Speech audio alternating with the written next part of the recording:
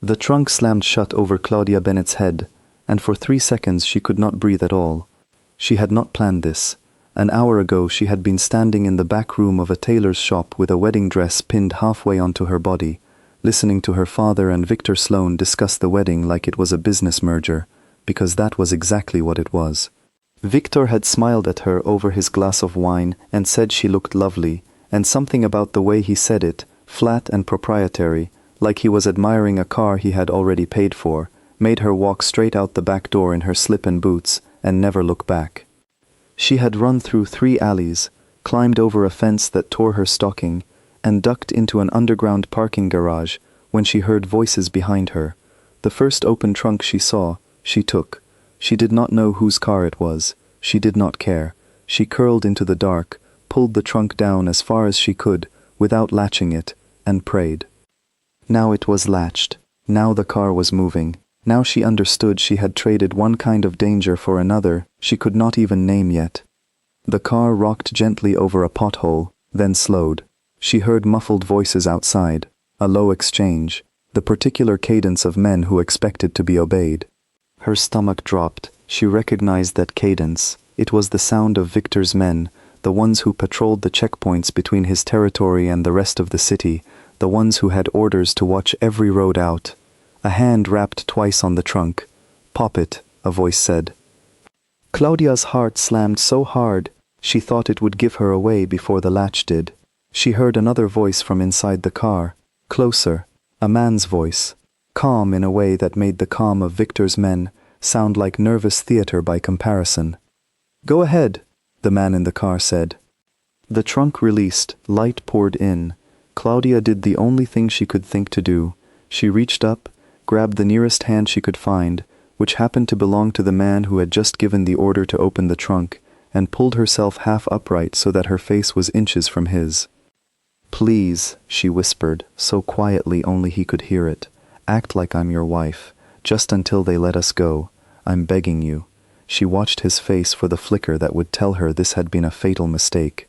Dark eyes, a jaw set with the kind of patience that came from years of not needing to raise his voice to be terrifying, a scar through one eyebrow that told her he had been in rooms far worse than this one, and walked out of them. His name, though she did not know it yet, was Adrian Locke, and he ran more of the city than Victor Sloane would ever admit out loud. For a moment he said nothing. Then his hand closed around hers, steady, and he pulled her the rest of the way out of the trunk and into the back seat beside him, in one smooth motion, as if he had rehearsed it. "Sorry, darling," he said to her, loud enough for the men outside to hear, his voice warm in a way that did not match the cold calculation in his eyes. "I told you not to nap back there." The guard at the window blinked. He had clearly expected an empty trunk, or worse, and instead found a disheveled woman laughing awkwardly, tucking herself against a man who was very obviously not someone whose evening you interrupted twice. "Apologies, sir," the guard said, straightening. "Didn't realize you had company." "We were arguing," Adrian said smoothly. She locked herself in there to make a point. "Worked, I suppose." The guard's radio crackled. Someone was asking whether the car had been cleared. He glanced at Claudia one more time, at her torn stocking and wild hair, decided she looked more like a runaway bride than the fugitive he was hunting, and waved the driver on. The car pulled away from the checkpoint at an unhurried pace, and only once the gate lights had shrunk to a smear in the rear window did Adrian let go of the pleasant mask he had been wearing.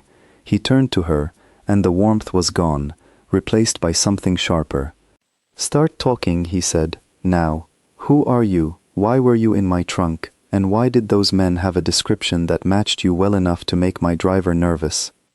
Claudia's hands were shaking, but she made herself sit up straight. She had come this far by refusing to fall apart in front of dangerous men. She was not going to start now. "My name is Claudia Bennett," she said. "I was supposed to marry a man named Victor Sloane tomorrow. I don't love him. I've never loved him. My father owes him money, and I was the payment. I ran. That's all of it." Adrian studied her for a long moment. The name landed on him differently than she expected. His jaw tightened, just slightly, at the mention of Victor Sloane. "Sloane," he repeated. "You know whose car you just climbed into?" "No," Claudia admitted.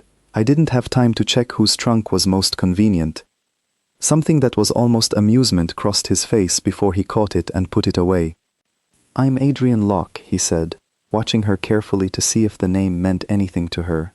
It didn't, not yet, and something about her blank, exhausted honesty seemed to convince him more than any explanation could have. Sloane and I are not friends. He's been circling territory that isn't his for months.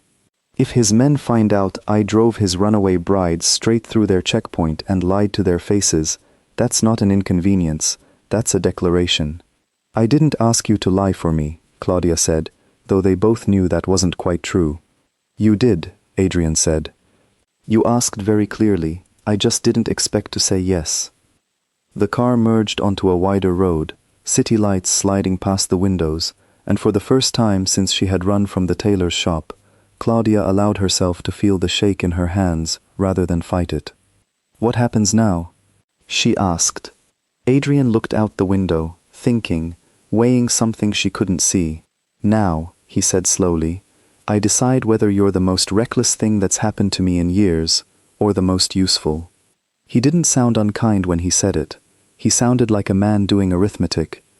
They drove for 20 more minutes in silence before the car pulled through an unmarked gate into a compound Claudia would later learn was one of several properties Adrian owned but rarely used, precisely because almost no one knew it existed. Tall hedges hid the house from the road. A man met them at the door, older, with a soldier's posture and eyes that assessed Claudia in half a second and filed her away as a potential problem. Callum, Adrian said, by way of introduction. He runs this house. Claudia will be staying here tonight while I figure out what to do with her. Callum Ward did not look thrilled. Staying, sir? Staying, Adrian confirmed, in a tone that closed the subject. Inside, the house was quiet and expensively plain, the kind of place built for function rather than comfort. Claudia was shown to a room with a locked window she noticed immediately and pretended not to. She sat on the edge of the bed once the door closed, and for the first time all night, she cried, silently, because she was finally somewhere no one could see her do it. She did not sleep. She lay awake listening to the house, to footsteps in the hall, to a low conversation 2 rooms away that she could not make out, but that she was fairly certain was about her. She thought about her father's face when he realized she was gone, and felt no guilt at all, only the cold, clean relief of a decision she should have made years earlier. In the morning, a woman named Isla Grant brought her a change of clothes and did not ask a single question, which told Claudia more about the kind of household this was than anything else could have. Isla had sharp eyes and a soft voice, and when she set the clothes down, she paused at the door. He doesn't usually bring people here, she said, just so you know. Is that a warning? Claudia asked. It's a fact, Isla said, and left. Claudia found Adrian in a downstairs study an hour later, papers spread across a desk that suggested a man who worked before he did anything else. He did not look up right away. Sloane will be looking for you, he said, publicly, if he has to. A man like him can't lose a bride the night before a wedding without an explanation. He'll want you found quietly, and if that fails, he'll make noise. So you're going to hand me back, Claudia said, keeping her voice even, refusing to let it shake. Adrian finally looked up. I didn't say that. Then what are you saying? He leaned back in his chair, studying her the way he had in the car, like he was still doing arithmetic and hadn't reached the answer yet. I'm saying that for the next few days, you're safer under my roof than anywhere else in this city. Sloane won't come looking for you here because he doesn't know you're here, and because the last thing he wants is a war with me over a runaway bride he can replace with a better excuse. And after a few days? After a few days, Adrian said, we'll see what kind of trouble you're worth. It was not comforting, it was not meant to be, but it was, Claudia realized as she left the study. More honesty than anyone had offered her in the last 2 years of her life, and honesty, even cold honesty, felt like something she could work with. She spent the rest of that day learning the shape of the house, memorizing exits without meaning to, an old habit from a childhood spent flinching at raised voices. She caught Isla watching her once from across the kitchen, not unkindly, more like someone taking measure of a person they weren't sure yet how to categorize. That evening, she heard raised voices from the study again, Callum's this time, low and urgent. She crept close enough to catch fragments through the door. "Can't keep her here without a plan, sir. Sloane's men are canvassing 3 districts already. If word gets out you're the one who—" "I'm aware of the risk, Callum. Are you aware of what it looks like, taking in his runaway bride the same night she disappears?" There was a pause. Claudia held her breath. "I'm aware," Adrian said finally, "that a man asked her to marry him the way you'd sign for a shipment. I'm aware that she jumped into the trunk of a stranger's car rather than stand at that altar, and I'm aware that whatever else she is, she's not stupid, because she picked the one car in this city Sloane's men wouldn't dare search twice." "That wasn't luck, Callum. That was instinct." Claudia stepped back from the door before she could hear more, her pulse loud in her own ears. She did not know what to do with the fact that a man she had met 12 hours earlier was already arguing on her behalf to the person most inclined to throw her out. She did not sleep easily that night either, but for a different reason. The next 2 days passed in a strange, suspended quiet. Claudia was not a prisoner, exactly, though she was not free to leave either. She helped Isla in the kitchen without being asked, because sitting still made her mind circle back to Victor's face, to the wedding dress still pinned half-finished on a mannequin somewhere, to the version of her life she had refused to walk into. She found that keeping her hands busy kept her mind from doing the same.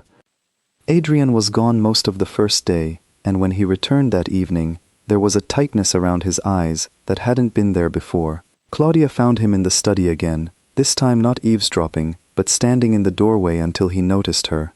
"Bad day?" she asked. "Sloane doubled the patrols on the eastern checkpoints," he said. "He's not looking for a runaway bride anymore.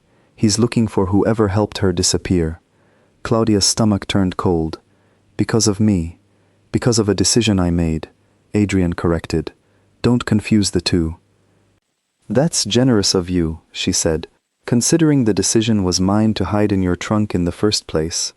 For the first time since she'd met him, something like a real smile touched the corner of his mouth. "You didn't decide to hide in my trunk. You decided to hide in a trunk. I happened to be the one driving it." He gestured at the chair across from his desk. "Sit. I need to know everything you know about Sloane's operation. Not because I don't trust you," he added, before she could bristle, "but because if I'm going to keep protecting you, I need to know exactly what I'm protecting you from." Claudia sat. And for the next hour she told him things she had never said out loud to anyone. The names of the men who came to her father's house late at night, the ledgers she had glimpsed on Victor's desk during a dinner she'd been forced to attend, the warehouse near the old rail yard that Victor's men avoided mentioning even in passing, which told her more than anything they might have said. She had spent 2 years as a silent, watchful presence in rooms full of dangerous men, and she had learned, without meaning to, how to listen. Adrian wrote nothing down. He simply listened, his expression unreadable, occasionally asking a question sharp enough to tell her he was building something in his mind, piece by piece. "You said the warehouse near the rail yard," he said finally. "Do you know what's stored there?" "No," Claudia admitted, "only that no one talks about it," which in that house meant it was the one thing that mattered most. Adrian was quiet for a long moment. Then he said, quietly, almost to himself, "That confirms something I've suspected for months." "What?"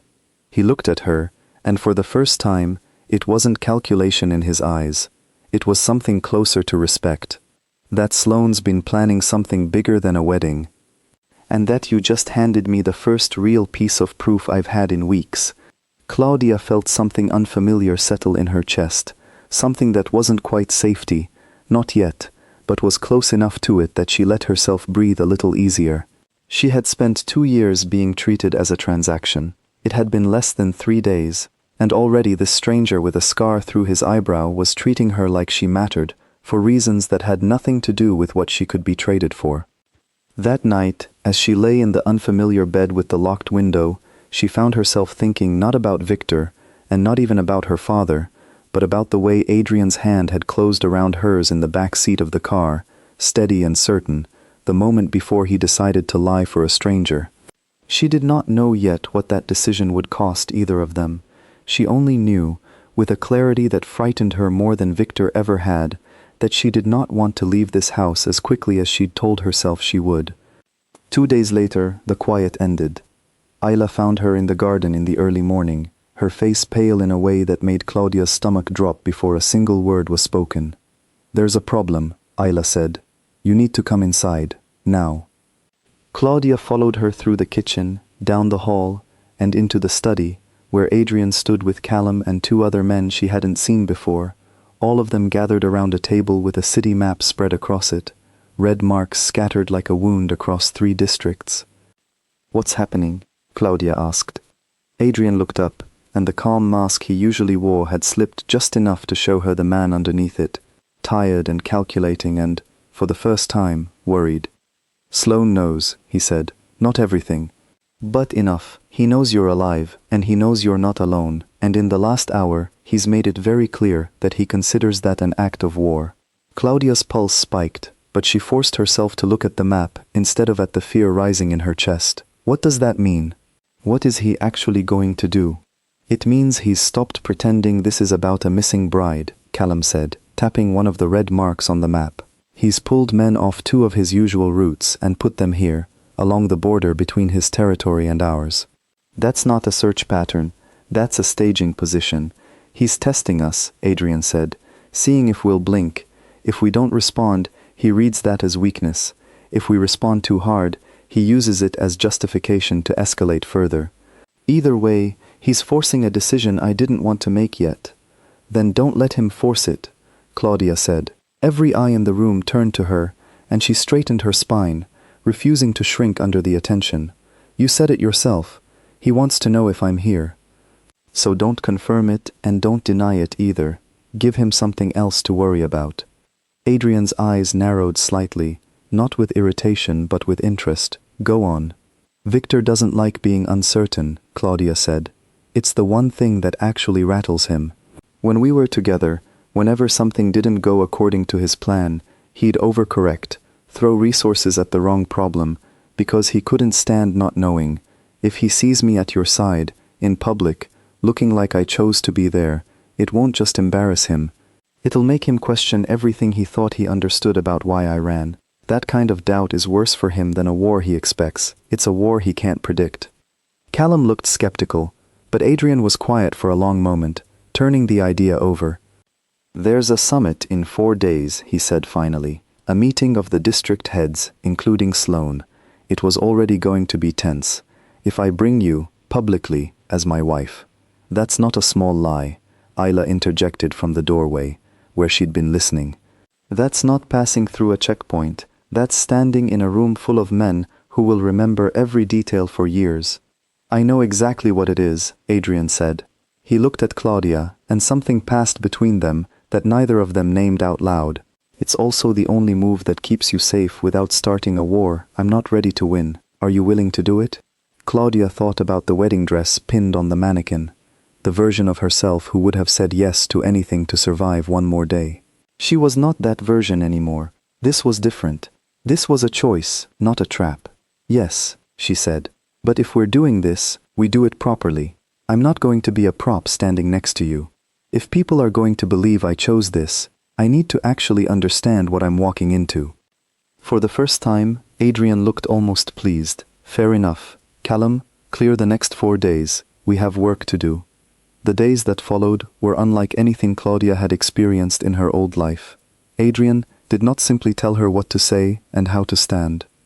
He explained the players, the histories, the old grudges disguised as alliances, the alliances that were really just grudges, waiting for an opening. She learned the names of every district head who would be in that room, what they valued, what they feared, who could be trusted with a careless word, and who could not be trusted with silence. In the evenings, when the lessons were done, something looser crept into their conversations. She learned that Adrian read more than anyone gave him credit for, that he kept a small, battered collection of poetry in the bottom drawer of his desk that he clearly did not intend for anyone to find. He learned that she had wanted, once, before her father's debt swallowed her future, to study architecture, that she still noticed the bones of every building she walked into, out of habit rather than ambition. "You would have been good at it," he told her one evening, when she pointed out, unprompted, the flaw in the load-bearing wall of the study they were sitting in. "Better than good." "It doesn't matter now," she said, though something in her chest ached at the words. "It matters," Adrian said, quieter than before. "Just because a life gets interrupted doesn't mean it stops mattering." She looked at him then, really looked, and saw not the Mafia boss the city feared, but a man who had clearly interrupted his own life more than once, and understood exactly what that cost. On the third evening of preparation, Adrian brought her a folder of names she hadn't yet memorized, minor players who would still be watching the room closely enough to matter. As she read through it at his desk, she noticed a smaller ledger tucked beneath the folder, older, the leather worn soft at the corners. "What's this?" she asked, before she could stop herself. Adrian's hand covered it gently, not sharply enough to feel like a rebuke, but enough that she understood the boundary. "Something from before," he said, "before all of this. I keep it because it reminds me why I started building what I built, not because I like remembering it." "You don't have to tell me," Claudia said. "I know," he said, "but I think I want to." He was quiet for a moment, choosing his words carefully. "My father ran a shipping business, a real one, nothing like this. He was proud, stubborn, and he refused to pay protection money to men who had no right to ask for it. It cost him everything, eventually, including his life. I was 17. I told myself I'd never be that vulnerable again, that I'd rather be the danger than the man standing in front of it, unarmed and principled and dead." He looked at her then, something raw in his expression that she hadn't seen before. "I built all of this so no one could ever put me in that position again. I didn't expect, somewhere along the way, to end up protecting someone else's life, the same way my father tried to protect his." Claudia reached across the desk and rested her hand over his, not saying anything for a long moment, because some silences held more than words could. "He'd be proud of you," she said finally. "Not of the danger, of the fact that you still choose to protect people, even when it would be easier not to."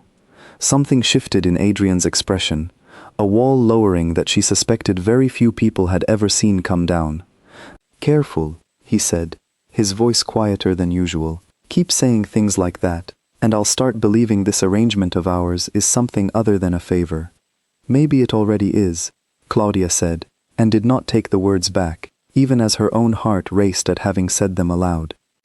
Neither of them moved to close the distance that had opened between them, not that night, both too aware of how fragile and new the honesty was, how easily it could be crushed under the weight of everything still unresolved outside the walls of that study. But something had changed, quietly and permanently, and both of them knew it. 2 nights before the summit, Ayla approached Claudia in the kitchen, her expression serious in a way it rarely was. "Can I say something, and you won't repeat it?" "Of course." "He hasn't let anyone stay in this house in 3 years, Ayla said. "Not because he doesn't trust people, because the last person he let in used that trust against him, and it nearly cost him everything. I'm not telling you this to scare you. I'm telling you because, whatever this is between you two, he's not doing it lightly, and neither, I think, are you." Claudia didn't know how to answer that, so she said nothing, and Ayla, seeming satisfied that the point had landed, returned to her work. The night before the summit, Claudia stood in front of the mirror in the room she'd been given, wearing a dress Ila had brought her, dark green, simple, nothing like the elaborate gown Victor had chosen for their wedding. She barely recognized the woman in the reflection. Not because she looked different, but because for the first time in years she looked like someone who had chosen her own reflection rather than had it chosen for her. Adrian knocked once and stepped into the doorway, and for a moment neither of them said anything. "You look like you belong there," he said finally, "which is good, because tomorrow everyone in that room needs to believe you always did." "Do you believe it?" Claudia asked, before she could stop herself. Adrian was quiet for a long moment, long enough that she thought he wouldn't answer. "I believe," he said carefully, "that I've spent more time thinking about you in the last week than I've spent thinking about anyone in longer than I'd like to admit. Whatever that means, I haven't decided yet, but I don't think it's an act anymore. Not entirely." Claudia's breath caught. She wanted to say something back, something honest, but the moment felt too fragile to risk breaking with the wrong words, so instead she simply nodded, and let the silence hold what neither of them was ready to say aloud. "Get some rest," Adrian said finally, stepping back into the hallway. "Tomorrow's going to test both of us." She did not rest, not really, but she lay awake with something warmer than fear, keeping her company for the first time since she'd climbed into that trunk. And when morning came, she rose ready, not because she was no longer afraid, but because she finally had something worth being brave for. The summit was held in a hotel ballroom rented under a false name, guarded on every floor by men who did not smile and did not need to. Claudia walked in on Adrian's arm, and the moment the doors opened, she understood exactly what he had meant about performance. Every head turned. Every conversation paused for half a second before resuming at a slightly different pitch, the pitch of people recalculating something they thought they already understood. "Steady," Adrian murmured, so quietly only she could hear it. "You've survived worse rooms than this one." She had, though none of them had asked so much of her at once. She kept her chin level and her expression warm, the expression of a woman comfortable enough in her position not to need to prove it, and let Adrian guide her through introductions to men whose names she had memorized only days earlier. Victor arrived 20 minutes later, and the temperature of the room seemed to drop by several degrees the moment he stepped through the door. He was dressed impeccably, as always, and for a fraction of a second, when his eyes landed on Claudia standing beside Adrian, something in his composed expression cracked. It was gone almost as quickly as it appeared, replaced by a smile so practiced it looked almost real. "Claudia," he said, crossing the room with unhurried steps, as though he had all the time in the world, as though the last week hadn't happened at all. "I'd heard rumors, I didn't believe them." "Victor," she said, and was proud of how steady her own voice came out. "You look well." "You look," he said, his eyes flicking to Adrian and back, surprising. "I didn't realize congratulations were in order." "Neither did we, for a while," Adrian said smoothly, resting a hand at the small of Claudia's back, with an ease that made the lie feel like the truth. "These things happen faster than anyone plans." Victor's smile did not waver, but his eyes had gone flat and calculating, the look of a man rewriting a plan in real time. "How fortunate for both of you," he said. "I do hope you understand what you've married into, Claudia. Adrian's reputation precedes him." "So does yours," Claudia said, "which is exactly why I'm glad I didn't marry it." For a moment, something dangerous flickered behind Victor's eyes, quickly smoothed over as a passing district head greeted him and pulled his attention away. Adrian guided Claudia toward the far side of the room, and only once they were out of earshot did she let her carefully maintained composure crack, just slightly, her hand trembling where it rested against his arm. "You did well," Adrian said quietly. "Better than well. I meant what I said to him," Claudia admitted. "That's the part that scares me. It didn't feel like a performance." Adrian glanced down at her, something unreadable in his expression. "Good," he said simply, and did not elaborate, though the words settled into her chest and stayed there for the rest of the evening. The summit itself was tense but uneventful, a careful dance of alliances restated and grievances aired without ever being resolved. Claudia watched Adrian navigate it with a precision that impressed her more the longer she observed it, never raising his voice, never conceding ground he didn't intend to concede, always 3 steps ahead of men who thought themselves clever. When the formal portion of the evening gave way to music and quieter conversation, he surprised her by extending a hand. "One dance," he said, "for the audience." "For the audience," she agreed, though when his hand closed around hers and he pulled her gently into the rhythm of the room, the audience seemed to fall away entirely. He was a careful dancer, precise the way he was precise in everything, but there was something in the way he held her, a fraction closer than strictly necessary, that told her the performance had quietly become something else. "You've stopped watching the room," she said softly.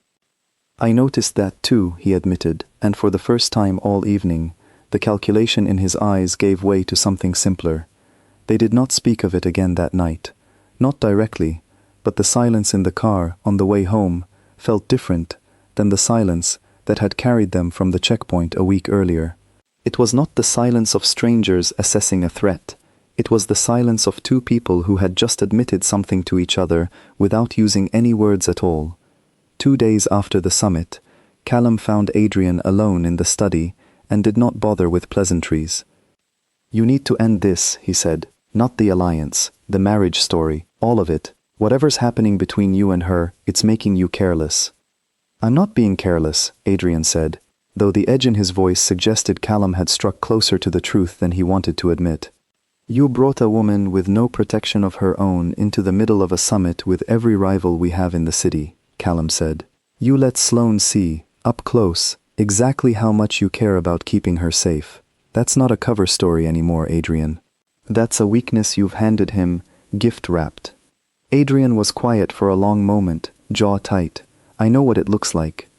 "Then act like it," Callum pressed. "Send her somewhere safer, somewhere far from all of this, before Sloane figures out exactly how to use her against you." "And if I don't want to send her away?" Adrian said, quiet but firm, and something in the way he said it made Callum go still. "Then you're not thinking like the man I've followed for 10 years, Callum said. "You're thinking like a man who's already decided something he hasn't said out loud yet." Adrian did not answer that directly, but he did not argue either, and Callum left the room with the distinct sense that he had just watched his oldest friend cross a line there would be no walking back from. That evening, Claudia found Adrian on the balcony overlooking the garden, a glass of untouched wine in his hand, his expression distant in a way she hadn't seen before. "Callum's worried," she said, joining him at the railing. "I could hear part of it, through the door. I'm sorry. I didn't mean to make things harder for you." "You haven't," Adrian said. "Or rather, you have, but not in the way he means." He turned to face her fully, and whatever careful distance he usually kept between his thoughts and his expression seemed to have dissolved entirely. "I've spent 10 years building something that doesn't leave room for weakness.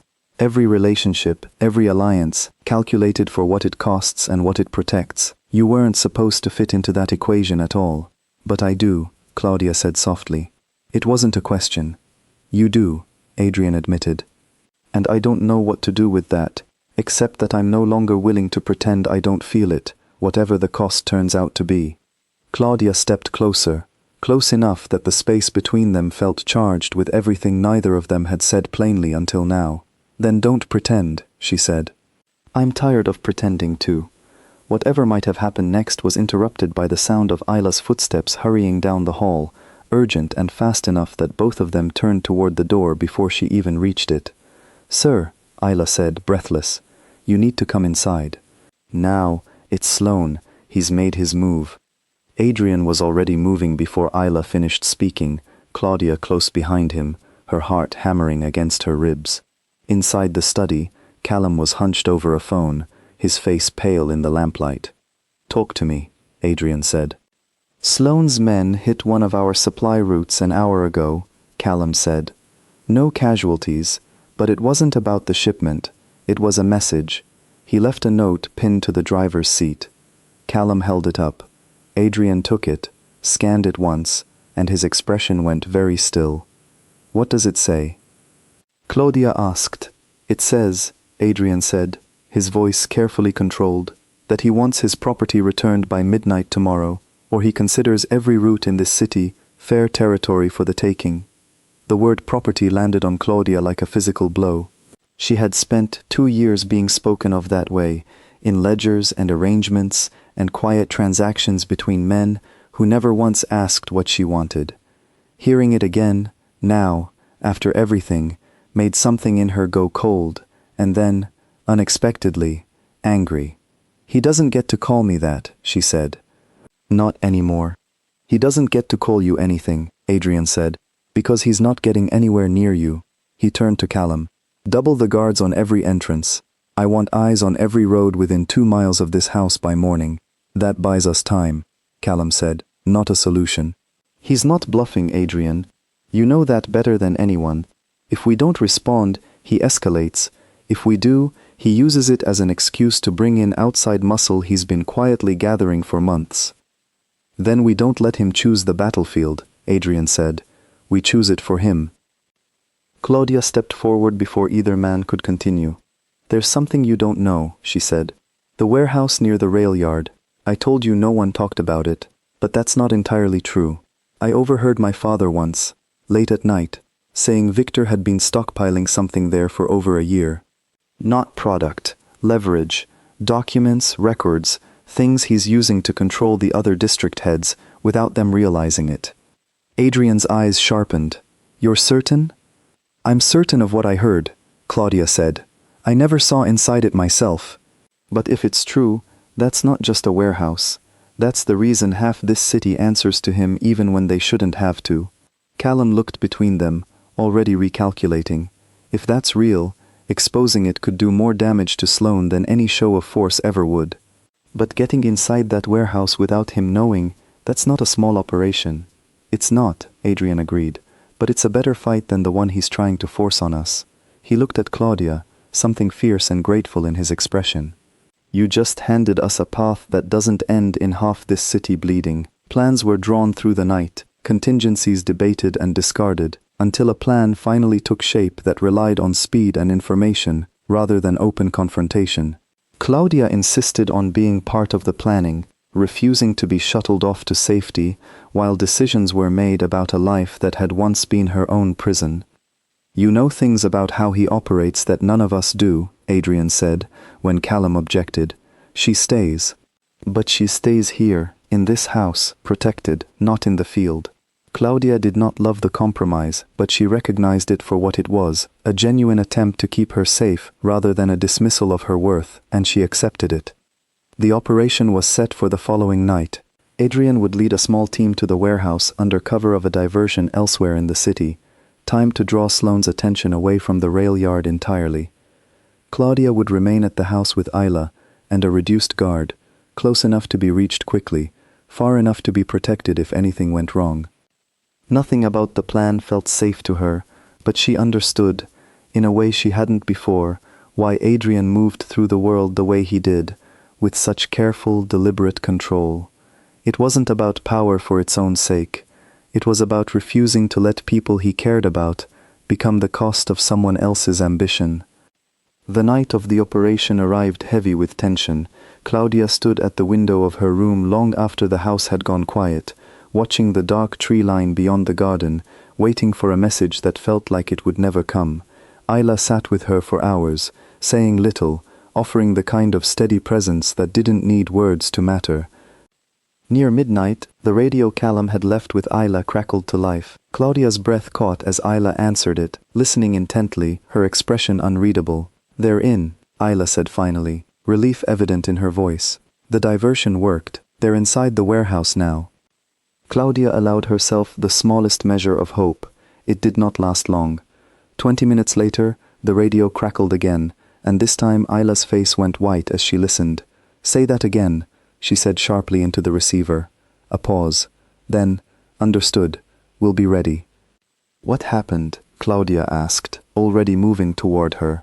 "It was a trap," Isla said, her voice tight. Sloane knew. He was waiting for them. There was an exchange. Adrian's hurt, not fatally, but hurt. Callum's getting him back now. But Isla, she stopped herself, correcting the slip in her own urgency. "Claudia."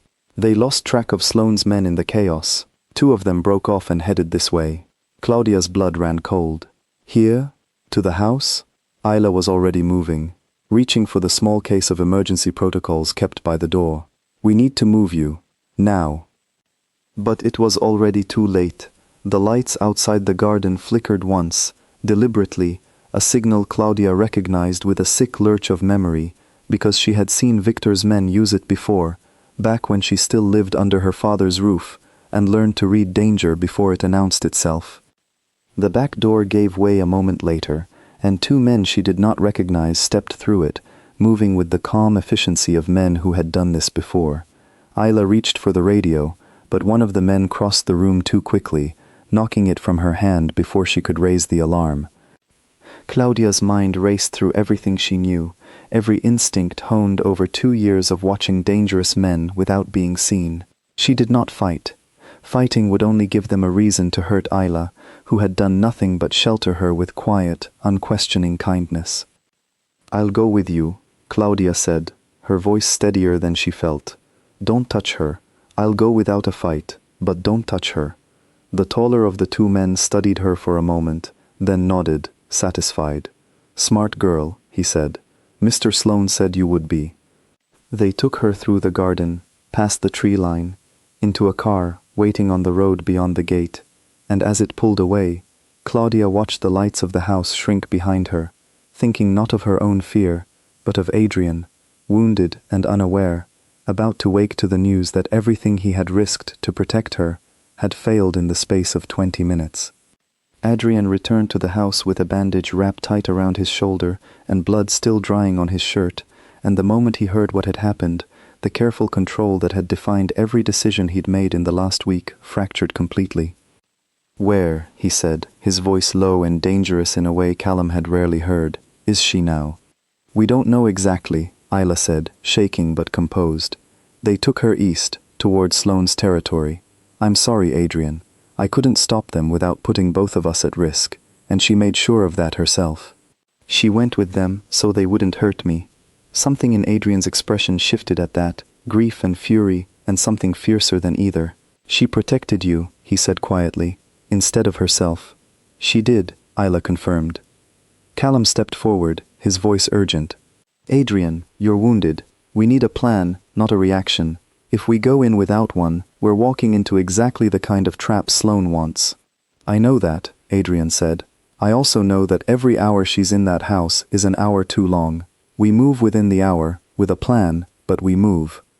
They gathered what remained of the team, exhausted from the warehouse operation, but unwilling to stand down, and within the hour, a plan had taken shape, imperfect and rushed, but built on everything they had learned about Sloane's operation over the past week, including the leverage they had recovered from the warehouse before the trap sprung, documents that, properly used, could unravel every alliance Sloane had built on quiet coercion.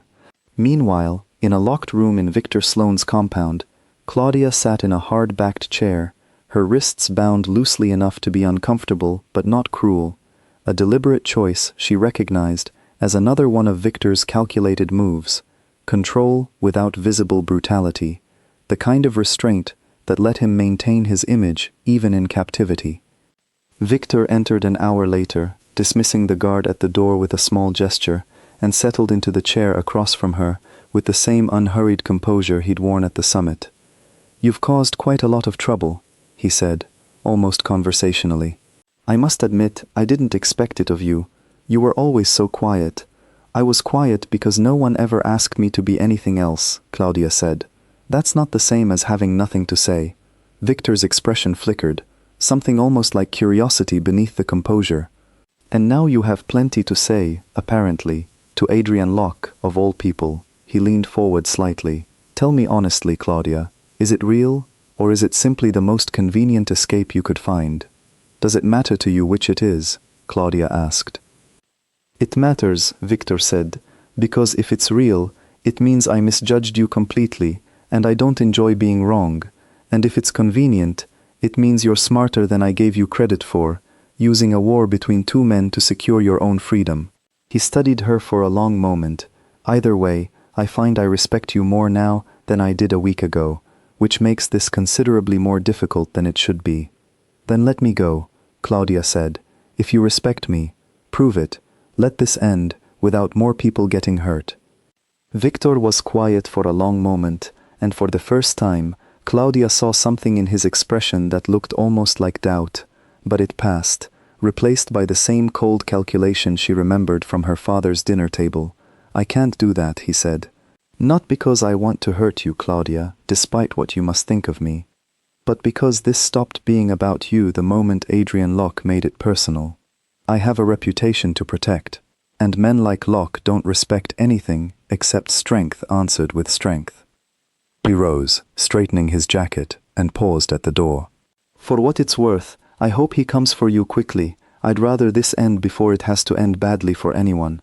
The door closed, and Claudia was left alone with her thoughts and the slow, steady tick of a clock somewhere in the house, counting down toward whatever midnight would bring.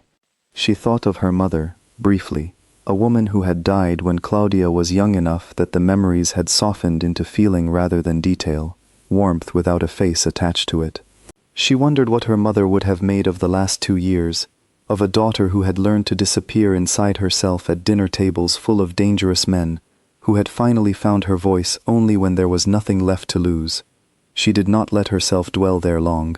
Grief was a door she could not afford to open, while she still needed her hands steady and her mind clear. A guard checked on her twice in the first hour, saying nothing, simply confirming the binding at her wrists and the lock on the door before leaving again. She used the time between his visits to study the room properly, the way she had studied every room she'd been confined to since childhood, cataloging details without appearing to. A single window, barred but not reinforced. A vent near the ceiling, too small to matter, but its grill told her something about the age of the building, older than the rest of the compound, likely a converted storage room rather than a purpose-built cell. The door itself was heavy, but its hinges, she noticed when the guard checked on her the second time, were mounted on the inside, an oversight that told her this room had never been meant to hold someone determined to leave it. She did not wait passively. She had spent 2 years learning the architecture of rooms she wasn't meant to escape, and this one was no different. The window was barred, but the lock on the door, she noted, was older than the rest of the house's security, a detail that told her this room had not been built for holding prisoners, only repurposed for it in haste. She worked at the loose binding on her wrists with patient, quiet determination, ignoring the ache in her shoulders, focused entirely on the small, steady progress of loosening what had been tied too casually by men who had underestimated her. By the time Adrian's team reached the outer perimeter of Sloane's compound 2 hours later, Claudia had freed one hand entirely and was working at the second when she heard the first distant sounds of commotion outside, shouted orders, the controlled chaos of a compound realizing it was under approach. Adrian moved through the compound with a precision honed by years of careful planning colliding with the raw urgency of fear he had not let himself feel until now. Callum's team created enough of a diversion at the front gate to draw the bulk of Sloane's men away from the interior, while Adrian, against every piece of advice Callum had given him, moved toward the room Isla's contact inside the compound had identified as the most likely location. He found the door, found it locked, and did not hesitate before forcing it open with a strength that owed more to fear than tactics. Claudia was on her feet the moment the door gave way, her second hand still half-bound, relief and adrenaline crashing into her at once, when she saw him standing there, wounded but upright, exactly as fierce and exactly as steady as he had been the night she first grabbed his hand in the back of a car. "You came," she said, her voice breaking on the words. "I told you," Adrian said, crossing the room in 3 strides and pulling her into an embrace that said everything neither of them had found the words for yet. "I wasn't sending you anywhere. There was no time for anything more." Voices sounded in the hallway, and Adrian pulled her toward the window, already assessing the drop, the distance to the tree line, the fastest path out. But before they could move, the door swung open fully, and Victor Sloane stood in the frame, flanked by 2 of his men, his composure finally, completely gone. "You shouldn't have come here, Locke," Victor said. "This ends badly for you either way, but it didn't have to end badly for her." "It's not going to end badly for her," Adrian said, positioning himself slightly in front of Claudia, without ever taking his eyes off Victor. "That's the one thing that isn't negotiable tonight. You think you can just walk in here and take what's mine?" Victor said, and for the first time, the careful control in his voice cracked, revealing something rawer underneath, wounded pride masquerading as authority. "She was never yours," Claudia said, stepping forward despite Adrian's protective stance, refusing to let herself be spoken about as though she weren't standing right there. "I was never yours, Victor, not for one single day. You bought a debt, not a person, and I am done paying for something I never agreed to owe." The room went very still. Victor's men shifted uneasily, waiting for a command that didn't come immediately.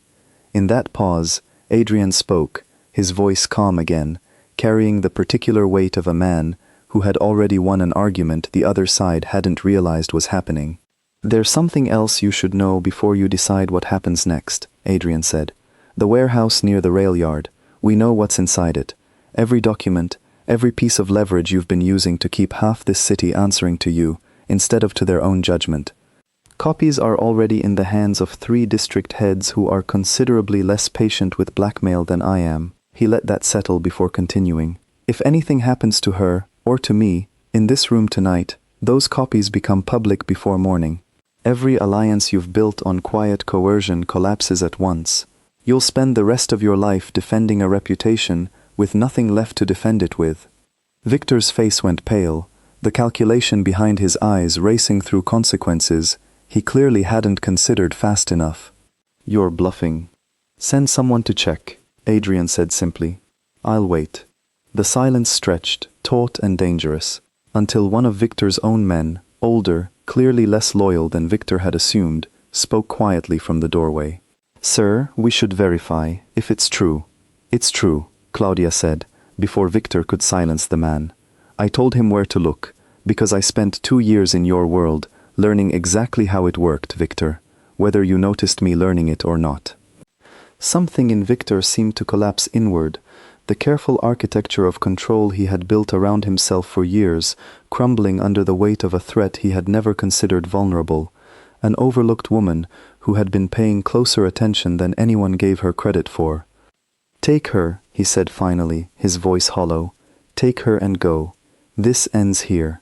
Adrian did not lower his guard, did not relax, until they were clear of the compound, clear of the tree line, clear of every threat that had shadowed them since the night Claudia first climbed into his trunk.